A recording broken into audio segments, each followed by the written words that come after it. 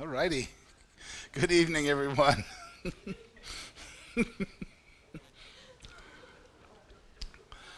How's everybody doing tonight? Don't be so verbose in your response tonight. Yeah. All right.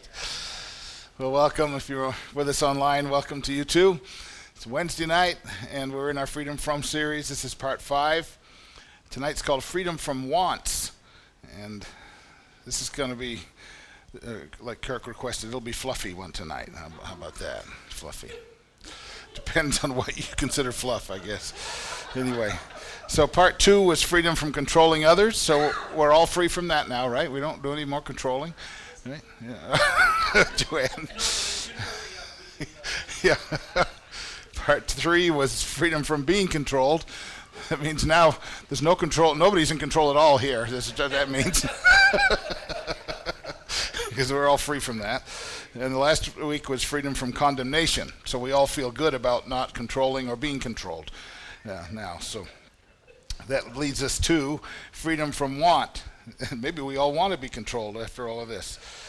So our theme verse for the series is it was for freedom that Christ set us free, and implying that once you become a believer, there's a certain level of freedom that you attain or you receive in that transaction, but that there's more to come. It was for freedom that Christ set us free. And we've used this little acronym: thoughts lead to emotions, and emotions lead to actions, TEA. So we've been trying to keep that in mind and pay attention to our emotions. It means that if you pay attention to if you're having a particular negative or positive emotion, emotions just don't come from nowhere. They come from what you believe and what you think. So often when you're having a negative emotion, it's because you're thinking something that's not correct. And Paul told us to think about whatever is noble, right, pure, lovely, admirable. He didn't say emote about those things. He said think about those things. And when we take captive every thought to make it obedient to Christ is what Paul encouraged us to do. So if you're having true, healthy thoughts, those will lead to true, healthy emotions, and then you will act out of those healthy emotions. And for our grid, we've used these two lists in Galatians 5, the fruit of the Spirit and the sin nature lists, because all of these things they're very emotionally charged. They have an emotional component to them. Love, joy, peace, patience, goodness, gentleness, self-control, and patience on the spirit fruit side, and things like hatred, discord, jealousy, rage, selfish ambition, dissensions, envy, impurity on the other side. So often I think Christians just live with anger, hatred, jealousy, even rage, thinking that that's normal. And I've heard people claim that that's normal for Christians because they'll find examples in the Bible where somebody was raging or hateful or jealous, and think just because it's in the Bible, then I should be able to have that. No, not necessarily. According to Paul, those things are not coming from God. Those kind of emotions are not godly emotions. They're not what knowing God and being in a relationship with Him should produce in us. What should be produced in us is the fruit of the Spirit. All right. So tonight, freedom from wants. And wants were the original temptation. So think about the original temptation. The original temptation, the serpent tempted Eve, trying to convince her that she should want something that she didn't have. He said in Genesis 3:5, "For God knows that when you eat from this tree, your eyes will be opened and you will be like God, knowing good and evil. When the woman saw that the fruit of the tree was good for food and pleasing to the eye and also desirable for gaining wisdom, she took some and ate it." So the serpent convinced Eve that she should want something that she didn't have. In other words, to be like God. The sad thing is she already was like God. She was made in the image and likeness of God. But she allowed herself to be convinced by the serpent that she needed something that she didn't have. In other words, she developed a want, a desire, a need for something that she believed she needed to have. Sadly, she already had it. But that's what I'm getting at with wants.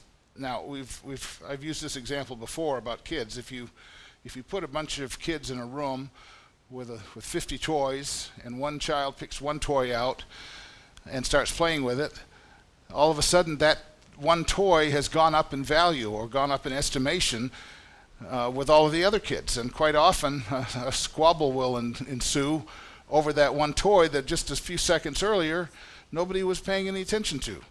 So there's something that goes on in this dynamic, and it starts very young with childhood, and it gets ugly pretty quick with kids. Mark Twain even saw this. Mark Twain wrote this in The Adventures of Tom Sawyer.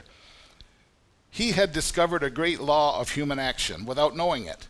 Namely, in order to make a man or boy covet a thing, it is only necessary to make the thing difficult to attain. So all it takes, according to Mark Twain, to enact coveting or wanting something is making that thing difficult to attain. So if somebody else has it, it makes it more difficult for you to get it because they have it. When one child's playing with a toy, that toy becomes difficult to attain for another child, and they all begin to covet that toy, and negative emotions and actions follow up. And with kids, there's not much space between emotions and actions. You know, they go from emotions to actions like right now, right? And what we try to learn as adults is to put some distance between our emotions and our actions. And in various senses, we get that or we don't. So that's what we'll tend to call adults immature if they have a quick trigger between emotions and actions.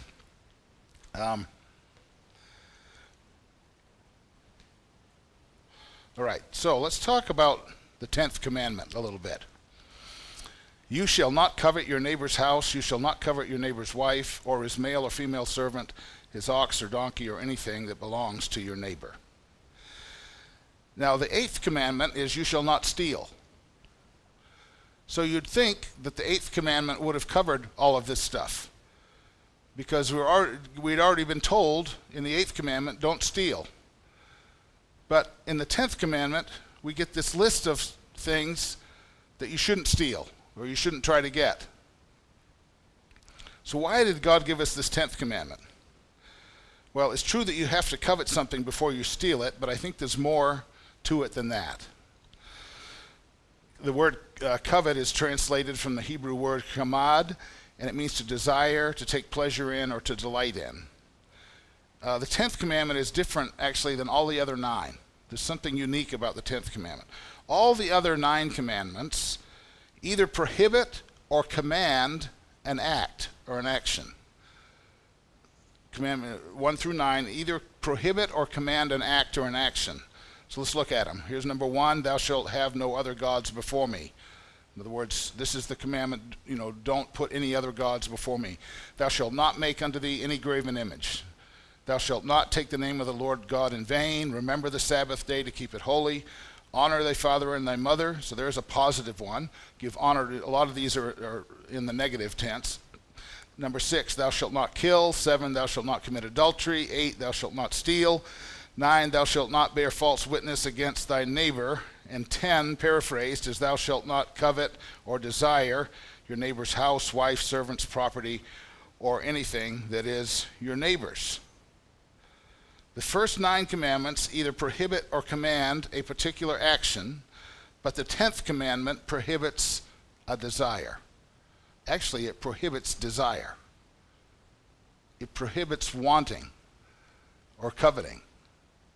And he does give you a few examples of things not to desire or not to want, but Rene Girard noticed this a while back, and James Warren, in his book, Compassion or Apocalypse, elaborates on it a little bit. Let me read you this quote from James Warren.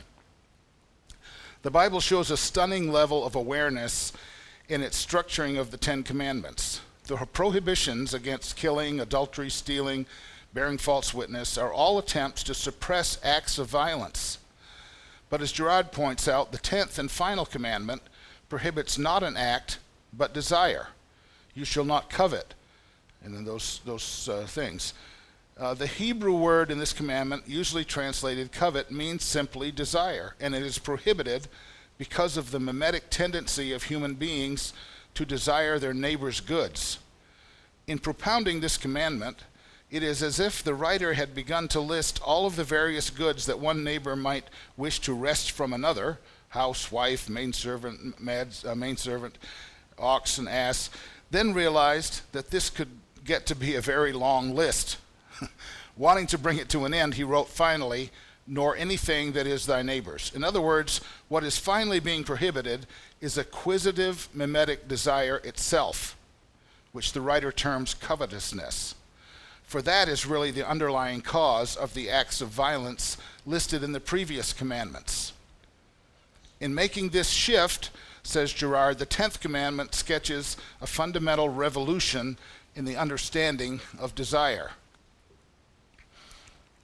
Let that sink in. The 10th commandment prohibits desire. Our economy is largely built on desire. Desire is what makes our economic world go round. Advertising is all based on eliciting desire or causing people to feel desire or delight or want in something. Jewelry advertisements are to, they always use a very beautiful woman or man to model those, because they want you to feel like, well, if I had that jewelry, I'd look like her or look like him, huh? And clothing, all to elicit desire. I like this one. If you've wanted a vet since you were a kid, you've waited long enough. So it's interesting, this world we live in, this economic world we live in, is based on violation of the 10th commandment. Now, probably if you're here in church, you've put aside some unhealthy desires. Like, some people will sacrifice and save and deny themselves and their family necessities to buy this Corvette or to buy something like that. They'll go out of their way to save enough money to get something like this. But probably if you're attending church, you don't aspire to be an axe murderer or a bank robber or an adulterer. You've probably put a few of those things aside. So we're not always tempted to do bad things, though. Once you're following Jesus, hopefully the real big bad things are not a temptation to you. But we're often tempted with good things. Remember when Satan tempted Jesus in the wilderness? He was there fasting for 40 days. At the end of it, Satan comes to him and tempts him.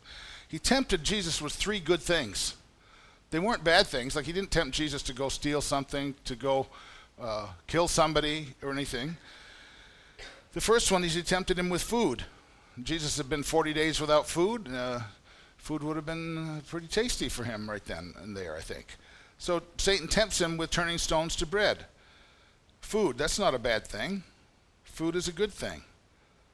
The second temptation was security, to keep himself from harm through angelic intervention. Remember, he said, take yourself up to the pinnacle of the temple and throw yourself down and command God's angels, they'll intervene. But security is a good thing. That's a good thing to want. So isn't that interesting? Satan tempts Jesus with 2 good things, food and security. And finally, he tempts him with a good job. Tempts him with being the leader of all the kingdoms of the world. So temptations are not always focused on something bad. They can quite often be focused on something good.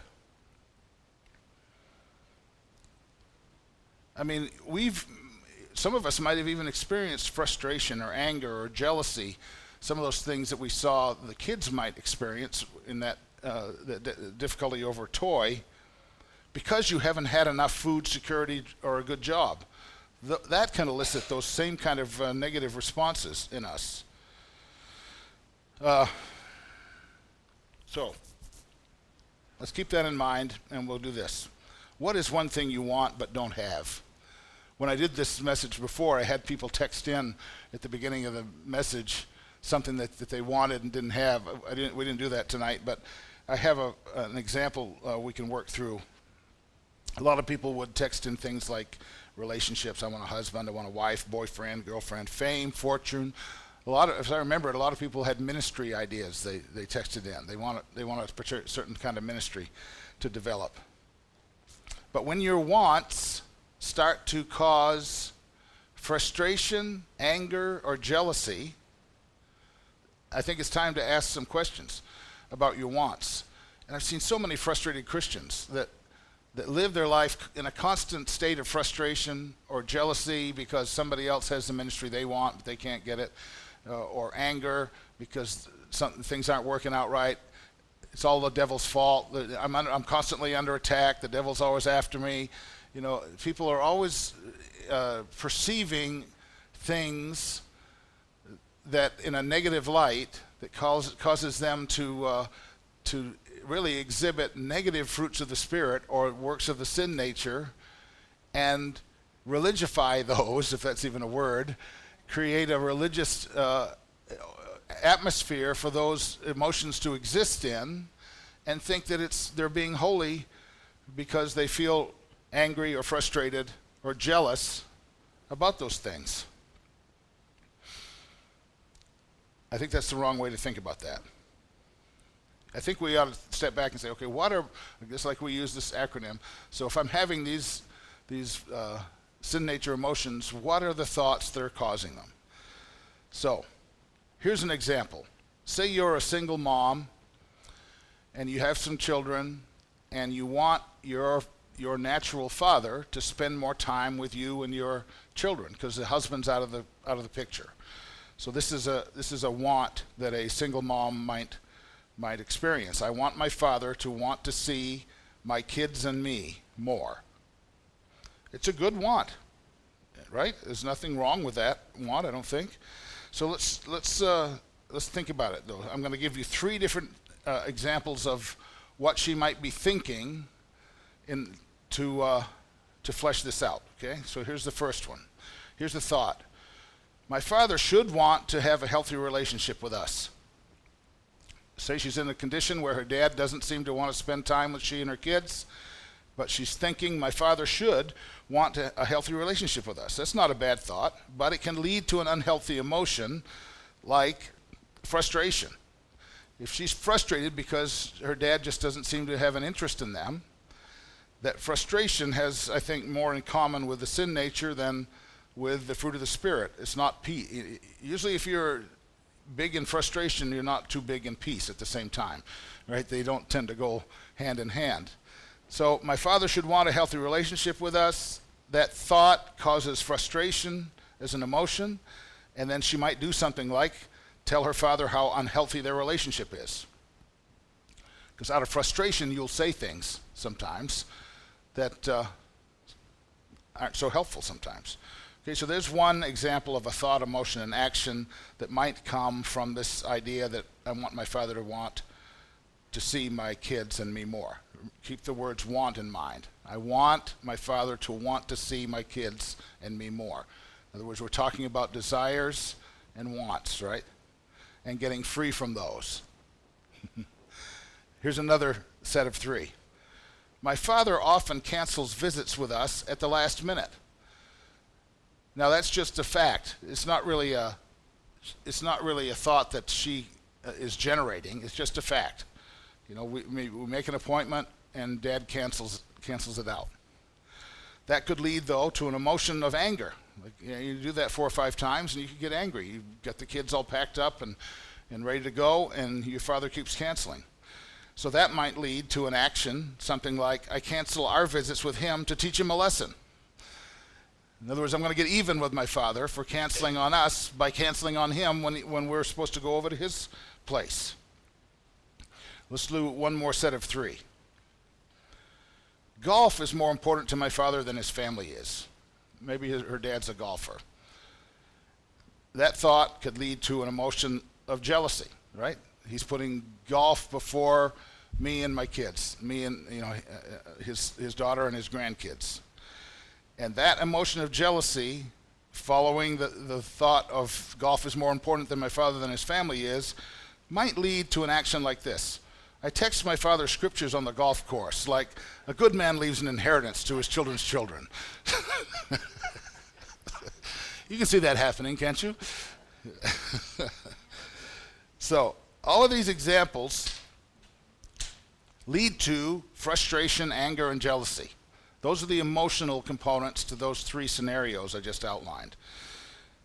I think it's not a bad desire to want your father to want to see you and your kids more, but that desire, that want, has created frustration, anger, and jealousy, which are not healthy emotions.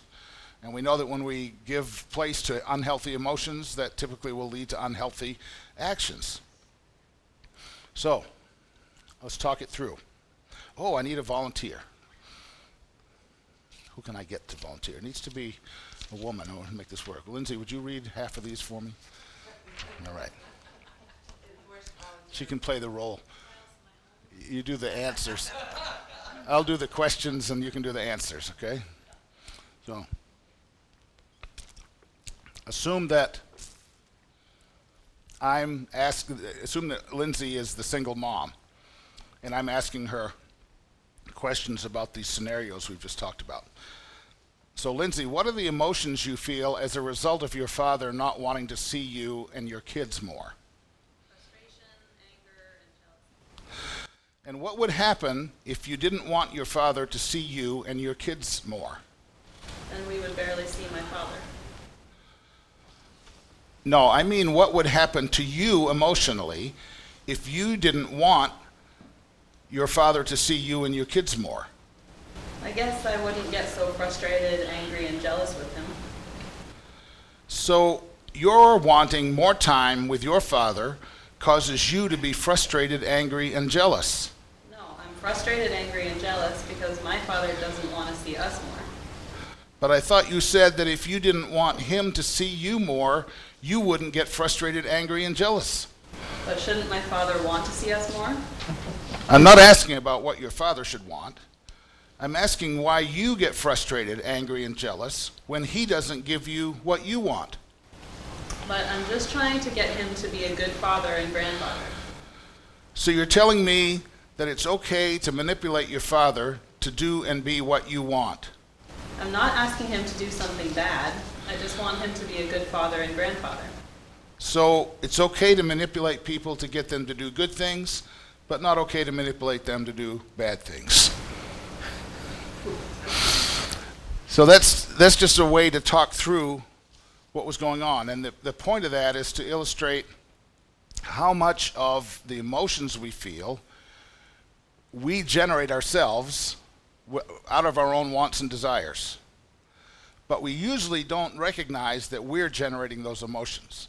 We usually cast the blame for that on the other person that's not giving us what we want. That make sense? Okay. So here's a statement we can say about that. Whenever your well-being depends on the response of somebody else, you will manipulate them to get what you want. If you think your well-being is dependent on getting something from somebody else, you'll manipulate them to get that thing that you want. Quite often. Maybe not always. Maybe you can restrain yourself. Maybe you can put it off. But we're pretty good at manipulating others to get what we want. I think we all are pretty good at that. We learn that at a young age. But it's the Holy Spirit's job to convict others, and he's pretty good at that, better than we are. Huh? So what should someone do in this case? Not just give up caring about their father? Just give up caring about their father having a relationship with them and the kids? No, not necessarily. But I think you should recognize that manipulation, in this case, might be the reason why the father doesn't want to spend more time with the daughter and her children. Maybe he's feeling manipulated. Maybe all of these three actions that we talked about are things that are actually causing him not wanting to be around them, because it's giving him negative feelings. Like telling your father how unhealthy your relationship is with him, or canceling your visits to teach him a lesson. People usually pick up on that, or texting scriptures about his issues to him. So what is the truth? Here's a few verses from what the scripture says about this. Though my father and mother forsake me, the Lord will receive me. Here's another one. Anyone who loves his father or mother more than me is not worthy of me. Anyone who loves his son or daughter more than me is not worthy of me. That's from Jesus. That seems like a harsh verse. It can seem like that. But I think Jesus probably is aware of what we've been talking about. He's aware that our wants, our desires, can make us pretty nasty people. Because those things will drive us to do things, even thinking that we're doing it for good reasons and out of good motives, that really are received by the other person in a negative way. They're received as manipulation. You're trying to get me to do something I don't want to do. And one more verse. This is from the Message, 1 Peter 4, 1 and 2. Since Jesus went through everything you're going through and more, learn to think like him. Think of your sufferings as a weaning from that old sinful habit of always expecting to get your own way. Then you'll be able to live out your days free to pursue what God wants instead of being tyrannized by what you want. Pursuing what God wants instead of being tyrannized by what you want. So what could be done? In this case, I think there are some things that could happen. There's some things that might show some potential for restoring this relationship or making it better. The mother could go to her father and say something like this: Dad, me and my kids love you. I understand that you may not want or may not be able to have more of a relationship with us, and that's okay, but we want you to know that we love you. And what does that do? All of a sudden it takes all the pressure off of him for having to perform to what he thinks your expectations of him are. And I think once you unbridle somebody from your expectations, then that no longer is a factor in their decision making. We struggle sometimes when we see others not living like we think Jesus would have them live. Like in this case here, I think this woman would think, well, probably Jesus would probably want him to have a good relationship. We want the grandfather to be involved in in his grandkids' lives. But when we try to change their behavior, we're trying to pick a speck out of their eye without dealing with the log in our own. God told us not to covet because I think he knew when we covet, we'll manipulate and try to control others.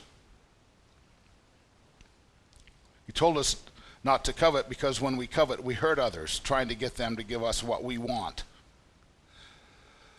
But he also told us to love the Lord your God with all your heart, soul, mind, and strength, because he knew that if we want anything or anybody more than him, we'll hurt them. We'll hurt ourselves, and we won't find ultimately what we're wanting anyway. That's why I think Jesus says that's the greatest commandment. Love the Lord your God and him only, and love your neighbors as yourself. And he said, seek first his kingdom and his righteousness, and all these other things will be added. So that's what I've got to say about wants tonight. What do you guys think? Thanks, Lindsay, for your help.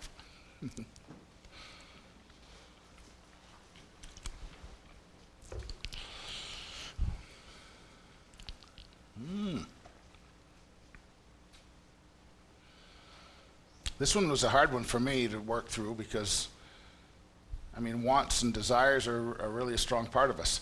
And I don't think really, maybe I should preface the discussion with this, I don't think that all desires is bad, because Gerard's been really helpful in this.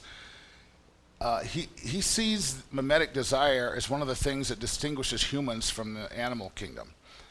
In this way, we learn from our mothers right off the bat, by imitating them, by imitating what other people do.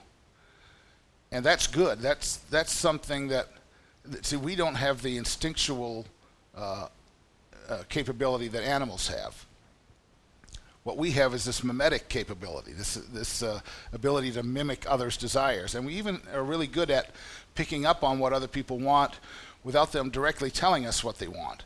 Just by their actions and so forth. We'll read into people's actions their desires, and what we'll do is we'll see that, oh, they value that thing by what they're doing without even vocalizing it. And when they do that, then that thing they're desiring acquires more value, not just in their sight, but in our sight too. Well, then that can cause conflicts, just like with the kids and the toys. When multiple people are fixed on a model, and the object, and as you have a model and an object, and more than one person are after that object, it can lead to conflict. And the one thing that happens in the animal kingdom with conflict, like in mating season, you've seen these videos of elk or something like that in the rut, and the bulls will fight each other over the right to mate with the females in the herd.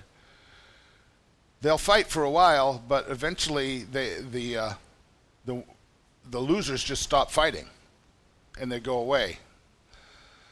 Humans don't seem to have that propensity. We like to fight to the death. Where in the animal kingdom they don't. So it's something to do with this mimetic desire thing, that we don't have the safety valve that the animal kingdom has to stop the fight. We just go for it until somebody's not standing anymore. And what he ended up in his theory noticing is that the safety valve that humans create is the scapegoat. So when you have a whole community that's got a crisis going on of desire, they glommed onto this idea that if we put all of our angst against one person, scapegoat that person, kill them or cast them out, then we get some peace back. But that's a different way of resolving conflicts than the animal kingdom has. And that's anyway. So desire is not bad on its own, but it can lead to bad things. Desire is important in our ability to develop as humans. Yeah, it is. It's very motivational. That's right. But it's like these examples show us where it can kind of get off the rails. So.